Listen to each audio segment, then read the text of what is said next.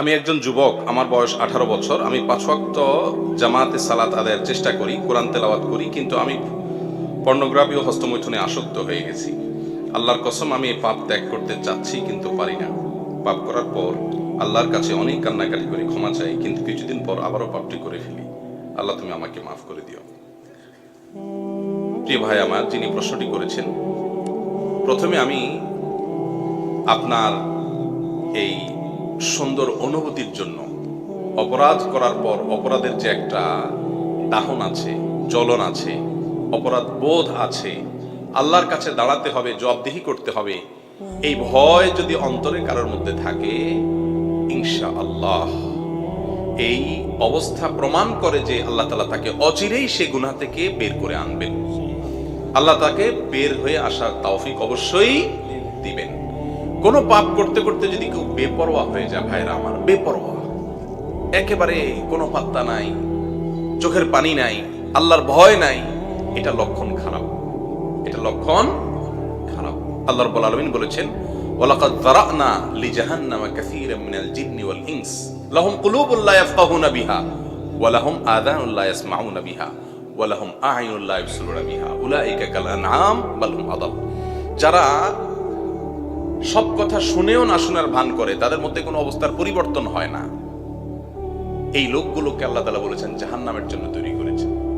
অপরাধ করার পর আপনার ভিতরে যে জ্বলন আছে, অস্থিরতা আছে, আল্লাহর ভয় আছে, প্রথমে আল্লাহ শুকর আদায় করুন যে আলহামদুলিল্লাহ আপনি বেপরোয়া নন। আপনাকে আল্লাহ রাব্বুল আলামিন তাইবিনদের কাতারে, যাদের তওবা আল্লাহ কবুল করবেন, তাদের কাতারে শামিল হওয়ার তৌফিক দান করুন, আমরা দোয়া করি।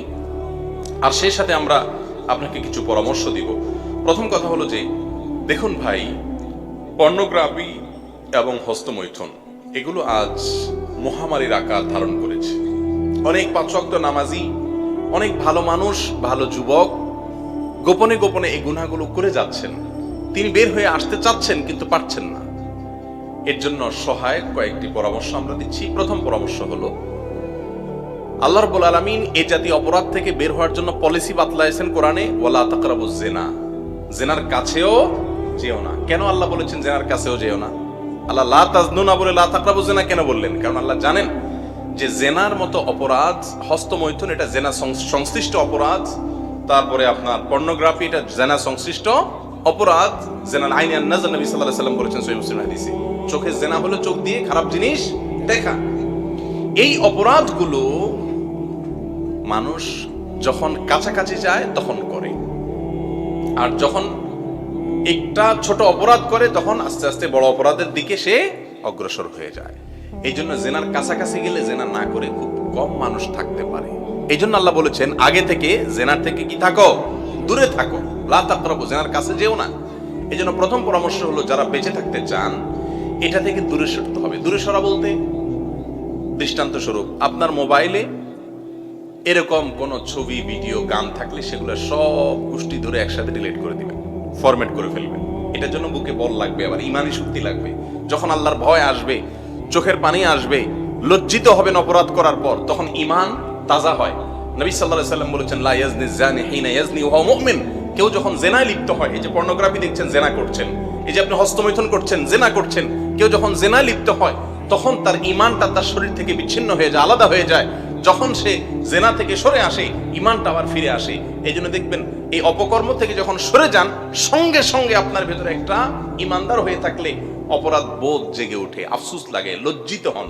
হয় কি হয় না? এই হওয়াটা প্রমাণ করে যে আপনার মধ্যে ঈমান ফিরে আসছে।